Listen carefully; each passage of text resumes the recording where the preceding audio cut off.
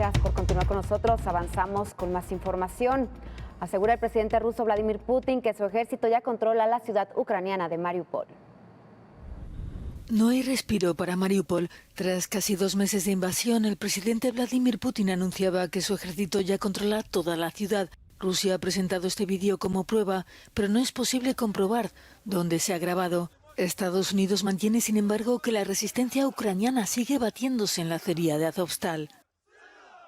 Otras imágenes de satélite publicadas más tarde muestran lo que serían más de 200 fosas comunes en las afueras.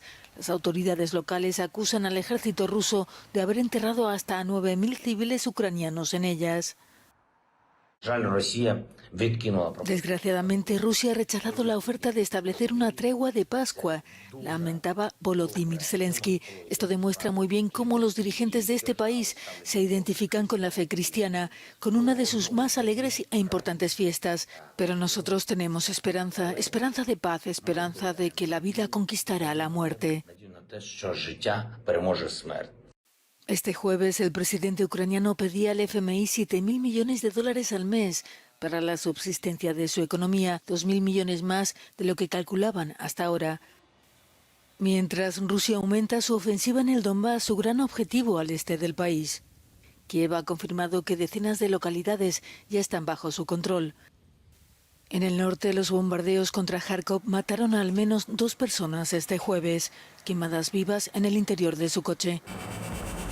Y para abordar este tema, saludamos con muchísimo gusto a nuestro colaborador Carlos Ramírez Powell. Carlos, ¿qué tal? Muy buenos días. Adelante, te escuchábamos. Pues bueno, veíamos en esta nota que el presidente ruso, Vladimir Putin, señala que su ejército ya controla esta zona.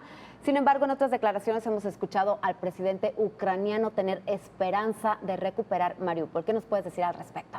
Mira, antes que nada hay que recordar que estamos a la mitad de una enorme guerra propagandística y cuando pasamos una nota informativa de Euronews, por supuesto que hay que tomar en cuenta que es el punto de vista de la Unión Europea. Mira, por un lado es muy fácil constatar que Rusia ya tiene el control de Mariupol, con excepción de los sótanos de la planta Azovstal, por la simple y sencilla razón de que en redes sobra material en donde se puede ver que Rusia ha controlado la totalidad de esta ciudad, que antes de la guerra era de más de 400.000.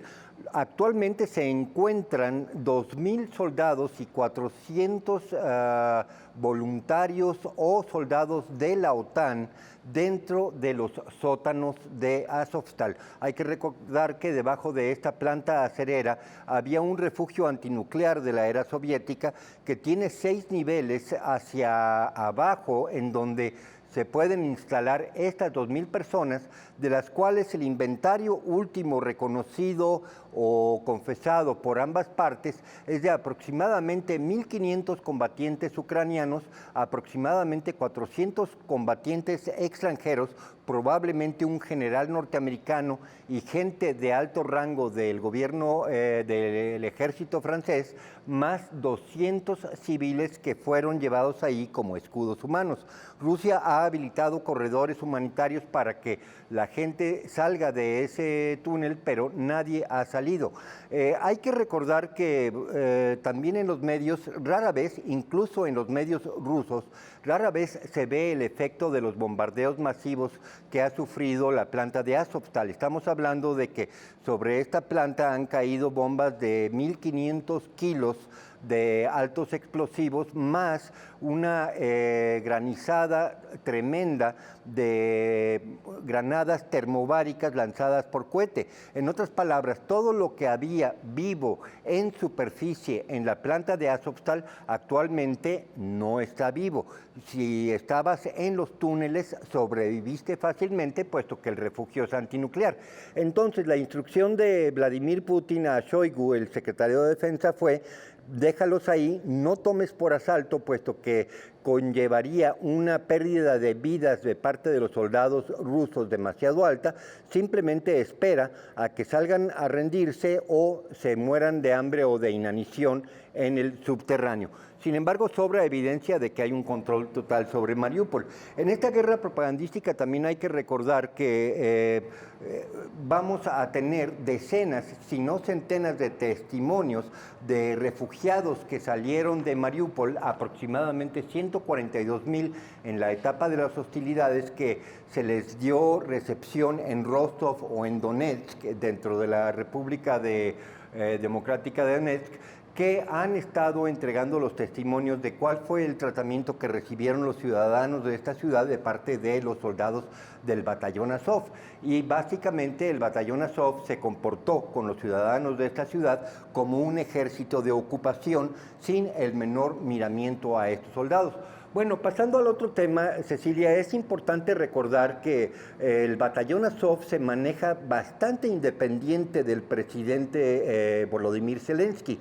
Aquí estamos viendo al coronel Kropotkenko saludar al presidente, en donde básicamente lo que hace es saludarlo de mano, no le da el saludo militar, puesto que el batallón Azov ha tenido muchas discrepancias con el mando presidencial desde que Volodymyr Zelensky fue electo.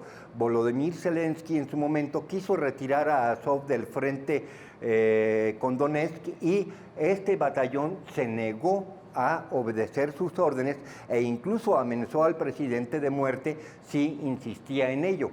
En otras palabras, hay una, vamos a llamarle una ruptura interna dentro del gobierno, y Volodymyr Zelensky tiene que lidiar con este tipo de disensos internos. Es importante señalar también que cuando Volodymyr Zelensky habla de la necesidad de que Occidente financie con 7,000 millones de dólares mensuales, le hace 84,000 millones de dólares anuales, o sea, 1,600,000 millones de pesos. Para darte una idea de qué cantidad de dinero estamos hablando, esta es una cuarta parte del presupuesto del gobierno federal mexicano.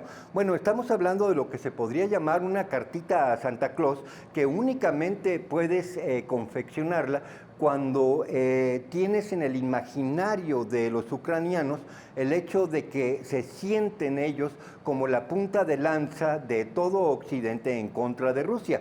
Cuando Joe Biden dice que tiene 800 millones de dólares a disposición en ayuda militar, estamos hablando básicamente del 90% del total de la ayuda militar que va a recibir Ucrania. Con la ayuda de los países de la Unión Europea, difícilmente llegaría a 900 millones de dólares dicha ayuda militar. Por otro lado, la ayuda financiera difícilmente va a alcanzar, ya no digamos los 7,000 millones de dólares de la cartita de Santa Claus, sino aproximadamente unos 1,000 a 1,500 millones de dólares mensuales. Sería extraordinario que la Unión Europea y Estados Unidos se pusieran de acuerdo para entregar dicha cantidad. Mira, por otro lado, hay que recordar que en toda la propaganda que hemos visto, incluso del lado ruso y del lado de Donetsk, se hace mutis del hecho de que en esta campaña, que ya lleva 58 días en función, Ucrania no ha tenido presencia de aviación. El hecho de que Rusia domine el espacio aéreo al 95% significa que puede intervenir en Ucrania con una enorme superioridad militar.